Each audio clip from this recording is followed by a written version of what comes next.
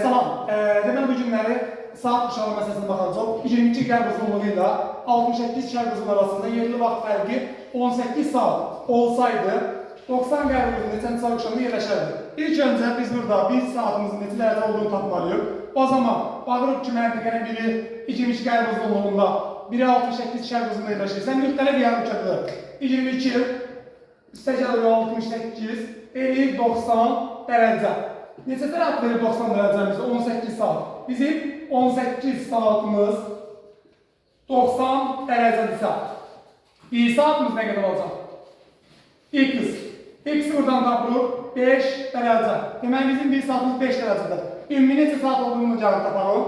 Ümumi 1 saatimiz bizim 5 dərəcə. X saat 360 dərəcə. X tapırıq biz burada 72 saat. Yəni bizim bir günümüz 72 saatdan ibarətdir. İndi biz 90 qərb uzunluğu neçənci saat quşağında yerləşdik müəyyən edək. 90'ı bölürük biz 5'ə. Eləyir 18. 18. Və bu qərb uzunluğu olduğu üçün biz ümumi günümüzdən çıxmalıyıq bunu. 72 çıxılsın 18. Bu deyil 54. Deməli 90 qərb uzunluğu 54-cü saat quşağında yerləşəcək.